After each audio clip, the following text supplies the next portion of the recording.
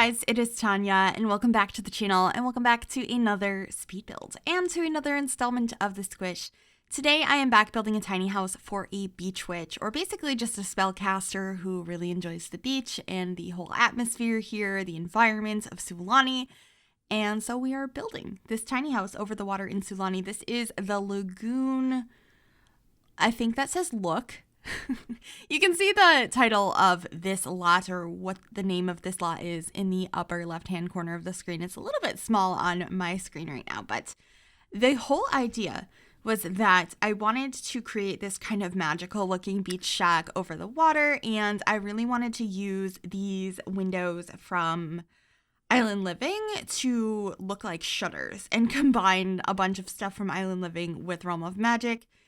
And I think it came out cute, but right now you can see me struggling with the roof because I didn't know how I wanted it to look at all. And I did cut out a lot of the roof process so you didn't have to see the entire struggle because it took a while. But we're figuring it out here shortly. But first we're changing the window on the front here. I end up using one that is a medium wall height window from Realm of Magic, and it's so pretty. Right now I have it in this like white swatch, but a little bit later, I will be changing it to another swatch of this particular window where the frame is still white, but it's a stained glass window that has some beautiful colors that work really nicely with the tropical plants that we end up using. So I'm excited for you guys to see that.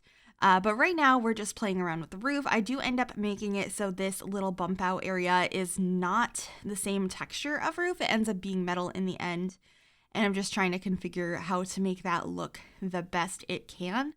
Just lots of experimentation going on with this house in general, which is one of my favorite things to do in The Sims. So adding a staircase, we do have a nice spacious outdoor space, and it's a little overkill on this lot. We have 3 cauldrons. We have 2 outdoor ones and 1 indoor one, but I just really liked how they looked in all of the different locations. So you can definitely, brew up some stuff in various spots in this home. I feel like it would be a really fun one to live in, and I actually did build this over on Twitch first, and a lot of you guys had suggested maybe this was a house for a spellcaster who was married to a mermaid or something like that. I think that could be a bit of fun, but you can see our first cauldron is up there. It's the more magical looking one, and then this is the swatch of the window that I had mentioned. It's just so pretty, and I feel like it really highlights some of the colors in this area. We bring in some more of those red plants.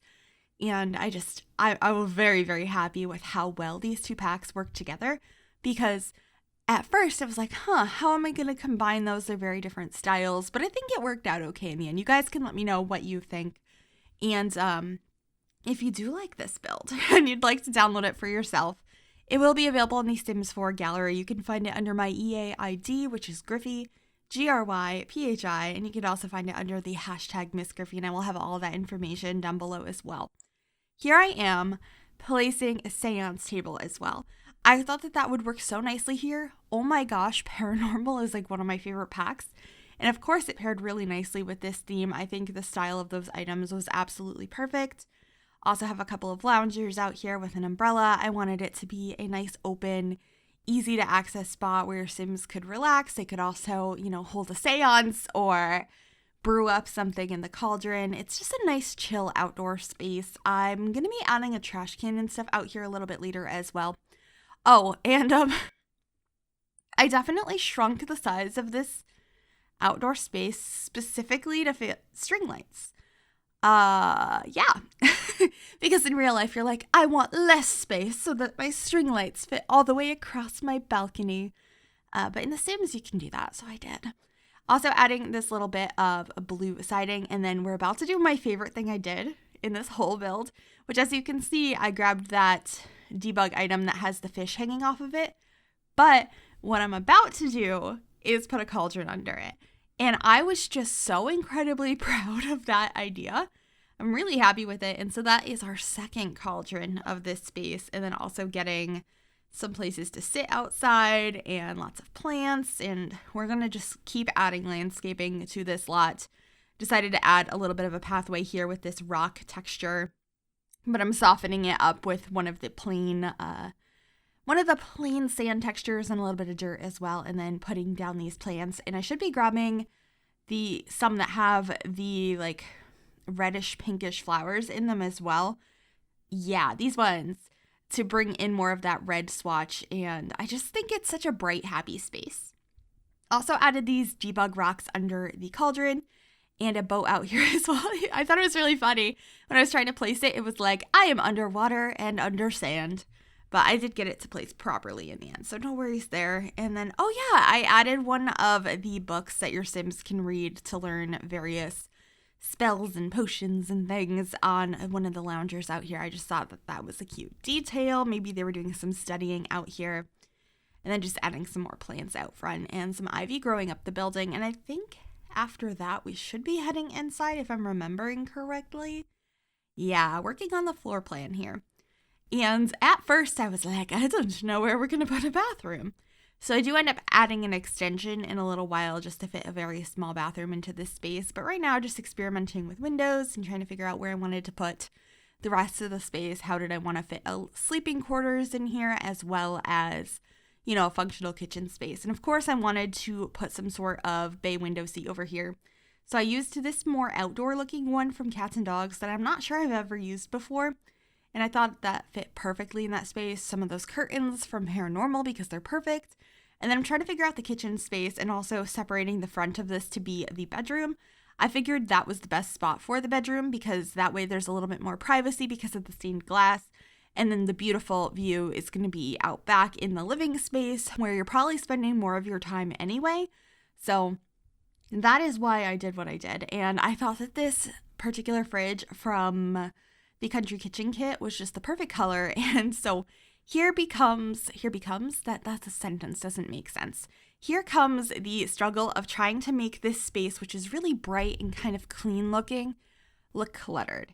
Because that's what I really wanted to do with this space. So you can see me adding some of these shelves that are from the Country Kitchen Kit and some more clutter on the counters and things in the cauldron.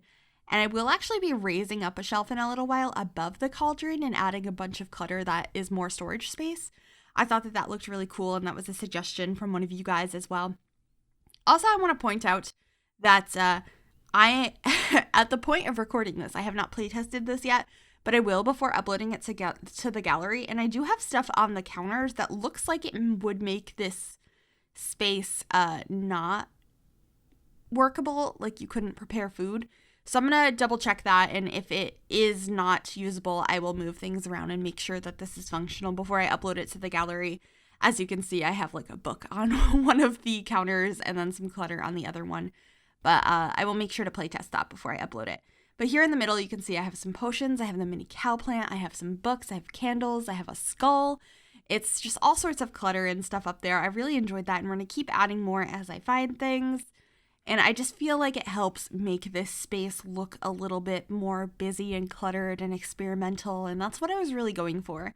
So I hope it looks okay in the end. And then this is going to be the bedroom space. There's no door going into here. There's just a wall separating. It's kind of like a studio in that regard.